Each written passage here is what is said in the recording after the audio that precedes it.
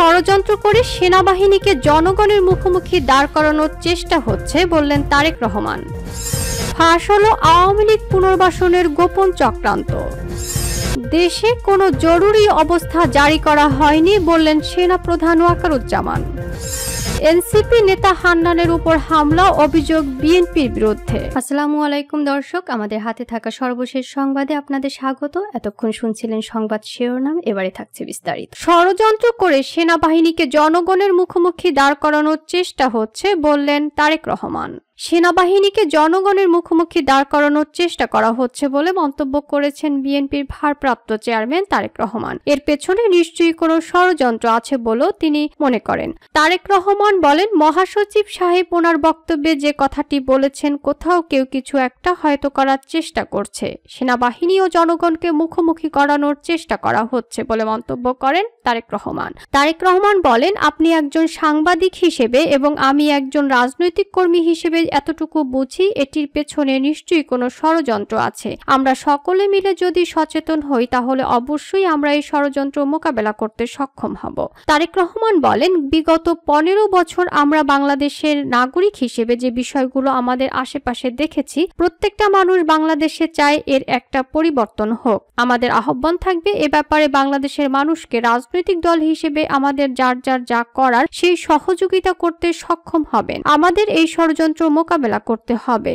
আমি মনে করি এখানে আপনাদের বিরাট ভূমিকা আছে। বিএনপির ভারপ্রাপ্ত চেয়ারম্যান বলেন, বিভিন্ন বিষয় বিতর্কিত করা হচ্ছে। আপনারা যদি এই বিষয়গুলো আপনাদের অবস্থান থেকে সত্যভাবে জাতির সামনে তুলে ধরেন তাহলে আমরা এই ষড়যন্ত্র থেকে আর জুলাই আগস্ট মাসে যেসব বাংলাদেশের নাগরিক স্বৈরাচারকে বিদায় করার জন্য, গণতন্ত্র ও নিজেদের অধিকারকে প্রতিষ্ঠা করার জন্য জীবনকে উৎসর্গ করেছেন, এই প্রতিটা মানুষের এই উৎসর্গ যেন সার্থক হয়, তার জন্য আমাদের সকলকে এক প্ল্যাটফর্মে এসে দাঁড়াতে হবে। আমাদের সকলকে সচেতন থাকতে হবে। আমাদের সকলকে নিজ নিজ অবস্থান থেকে যার ভূমিকা পালন করতে হবে বলেন তারেক রহমান। ফাঁস হলো আওয়ামী লীগ পুনর্বাসনের গোপন চক্রান্ত। গণ অভ্যুত্থানের পর হত্যা মামলায় আওয়ামী লীগের জ্যেষ্ঠ নেতাদের একাংশ কারাগারে, বাকিরা পলাতক। জাতিসংঘের তথ্য অনুসন্ধান অনুযায়ী হত্যাযজ্ঞে আইন শৃঙ্খলা রক্ষাকারী বাহিনীর সহযোগী ছিল আওয়ামী লীগ ও এর অঙ্গ সংগঠনগুলো। অন্তর্বর্তী সরকারের ঘনিষ্ঠ হিসেবে পরিচিত একটি রাজনৈতিক দলের প্রধান বলেছেন, শেখ হাসিনা ও তার পরিবারের সদস্যদের পরিত্যাগ করে 15 বছরের সকল অপকর্মের জন্য দায় উন্মোচন করে জাতির কাছে ক্ষমা চেয়ে যারা নির্বাচনে আসতে চান তাদের আসতে দেওয়া হবে। অতীতে মানবাধিকার নিয়ে কাজ করেছে সরকারের এমন একজন উপদেষ্টাকে এ দায়িত্ব দেওয়া হয়েছে। আরেকটি সূত্র জানিয়েছে, এর সমান্তরালে আরেকটি প্রচেষ্টা চলছে, শেখ হাসিনার বদলে অন্য কাউকে দায়িত্ব দিয়ে আওয়ামী লীগকে নির্বাচনে আনা। রাজনৈতিক অঙ্গনে শেখ হাসিনার মন্ত্রী সাবের হোসেন চৌধুরীকে এ দায়িত্ব দেওয়া হতে পারে বলে আলোচনা আছে, তবে তিনি বিদ্রোহী হতে রাজি নন। ছাত্র জনতার অভ্যুত্থানে হত্যা মামলায় আওয়ামী লীগের নেতাদের মধ্যে শুধু সাবের হোসেন চৌধুরী ও সাবেক পরিকল্পনা মন্ত্রী এম.এ. মান্নান জামিন পেয়েছেন। রিমান্ড চলাকালে সাবের হোসেন একদিনে 6 মামলায় জামিন পাওয়ায় গত অক্টোবর থেকে রাজনৈতিক অঙ্গনে গুঞ্জন রয়েছে তিনি আওয়ামী লীগের দায়িত্ব নিতে পারেন। তার সঙ্গে কথা বলা একজন রাজনৈতিককে জানিয়েছেন, শেখ হাসিনা অনুমোদন দিলে এটা হতে পারে, আর সরকারকে দিতে হবে নিরাপত্তার নিশ্চয়তা। আত্মগোপনে থাকা আওয়ামী লীগের যুগ্ম সাধারণ সম্পাদক বাহাউদ্দিন নাসিম বলেন, শেখ হাসিনা ঐক্যের প্রতীক, নতুন নেতৃত্বের প্রশ্নই আসে না। একাধিক রাজনীতিবিদ জানিয়েছেন, পরিশোধিত আওয়ামী লীগ হতে হবে হাসিনার অনুমোদনে। সময় ও সুযোগ অনুকূলে এলে পরিশোধিত আওয়ামী লীগে ফিরতে পারেন হাসিনা এবং তার পরিবারের সদস্যরা। তাই এতে রাজি নয় সরকার, ছাত্রনেতা ও অধিকাংশ রাজনৈতিক দল। তাদের মূল্যায়ন, বিদ্রোহী আওয়ামী লীগ গঠিত হলে তা হবে স্থায়ী বিভক্তি। বিদ্রোহী অংশ মূল দল হিসেবে স্বীকৃতি পেলেও কখনোই শেখ হাসিনার সমর্থকদের সমর্থক পাবেন না। ফলে এই দল অন্যদের জন্য তেমন হুমকি হতে পারবে না। এদিকে সোহেল তাজকে নিয়ে স্বপ্ন বুনছে আওয়ামী লীগের তৃণমূলের কর্মীরা। এনসিপি নেতা হাসানাত আব্দুল্লাহ এক ফেসবুক পোস্টে জানান, রিফাইন্ড আওয়ামী লীগ নামে ফিরবে দলটি, যার নেতৃত্বে থাকবে সোহেল তাজ ও সাবের হোসেন চৌধুরী। তবে রাজনীতিতে ফেরার কথা অস্বীকার করেছে সোহেল তাজ। নিজের ভেরিফাইড ফেসবুক পেজে তিনি বলেন, আমাকে একা ছেড়ে দেন, আমার বাংলাদেশের এই নোংরা পচা নষ্ট রাজনীতিতে আসার কোনো ইচ্ছা বা আগ্রহ নেই। দেশে কোনো জরুরি অবস্থা জারি করা হয়নি বললেন সেনাপ্রধান ওয়াকারুজ্জামান। সেনাবাহিনীর প্রধান জেনারেল ওয়াকারুজ্জামান বলেছেন, বাংলাদেশ সেনাবাহিনী একটি পেশাদার বাহিনী। বাহিনীর কার্যক্রম সম্পর্কে সরকার জানে, জনগণও জানে। নানা গুজব ছড়ানো হচ্ছে, কিন্তু দেশে কোনো জরুরি অবস্থা জারি করা হয়নি। সোমবার ঢাকা সেনানিবাসের সেনা প্রাঙ্গণে সেনা কর্মকর্তাদের সঙ্গে এক বৈঠকে তিনি একথা বলেন। বৈঠকে উপস্থিত একাধিক সূত্র ও তথ্য জানিয়েছে। সূত্র জানায়, সেনাপ্রধান দেশের আইন শৃঙ্খলা পরিস্থিতি, নানা ধরনের অপপ্রচার, গুজব, উস্কানিমূলক বক্তব্য সহ বিভিন্ন বিষয় নিয়েও কথা বলেন।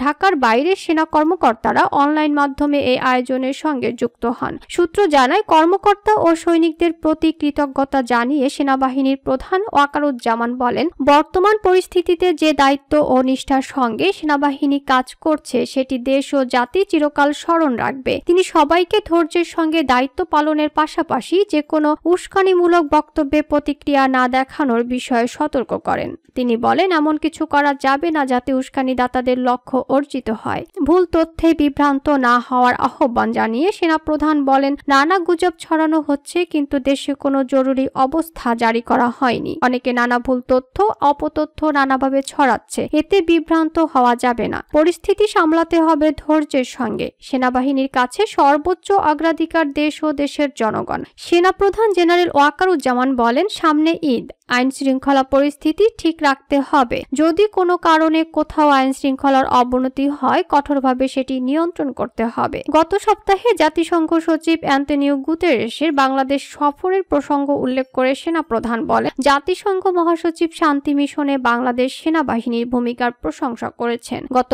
৫ আগস্ট পরবর্তী পরিস্থিতি যেভাবে সেনাবাহিনী সামলেছে সে বিষয়ে সেনাবাহিনীর ভূমিকার প্রশংসা করেছেন জাতিসংঘ মহাসচিব। জাতিসংঘ মহাসচিবের সফরকালে কক্সবাজারে ১ লাখ রোহিঙ্গার ইফতার আয়োজনে সহযোগিতার জন্য সেনাপ্রধান রামু সেনানিবাসকে ধন্যবাদ জানান। সম্প্রতি যুক্তরাষ্ট্রের সিনেটর গ্যারি পিটারসন সেনাবাহিনীর প্রধানের সঙ্গে সৌজন্য সাক্ষাৎ করেছেন। এ বিষয়ে সেনাপ্রধান বলেন, যুক্তরাষ্ট্রের সিনেটর সেনাবাহিনীর কাজে সন্তোষ প্রকাশ করেছেন।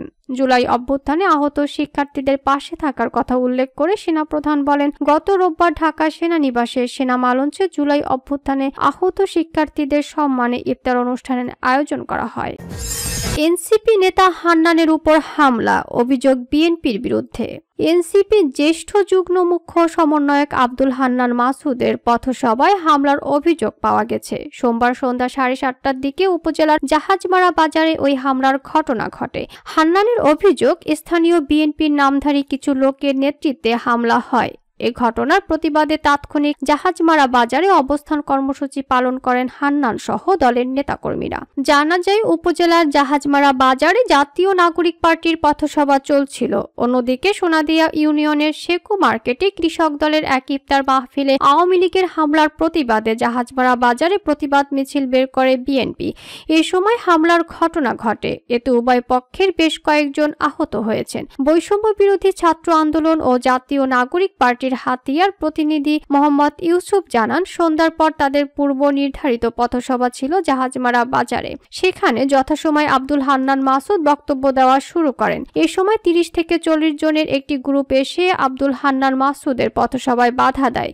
এ ঘটনার জন্য স্থানীয় বিএনপির নেতাকর্মীদের দায়ী করছেন ইউসুফ। এ বিষয়ে উপজেলা বিএনপির যুগ্ম সাধারণ সম্পাদক লুৎফুল্লাহ হিল মজিদ নিশান বলেন, সন্ধ্যার আগে কৃষক দলের একটি ইফতার মাহফিলে উপজেলার কৃষক দলের আহ্বায়ক আব্দুর রবকে কুপিয়ে আহত করা হয়। এর প্রতিবাদে জাহাজমারা বাজারে একটি প্রতিবাদ মিছিল বের করে বিএনপির নেতাকর্মীরা। এক মিছিলটি পশ্চিম দিক থেকে পূর্ব দিকে গেলে আব্দুল হান্নান মাসুদের পথসভার সামনে পড়ে। এতে সামান্য উত্তেজনা দেখা দেয়। এখন পরিস্থিতি স্বাভাবিক। এ বিষয়ে হাতিয়া থানার ভারপ্রাপ্ত কর্মকর্তা AKM আজমল হুদা বলেন, ঘটনাস্থলে পুলিশ, নৌবাহিনী ও কোস্টগার্ড মোতায়েন রয়েছে।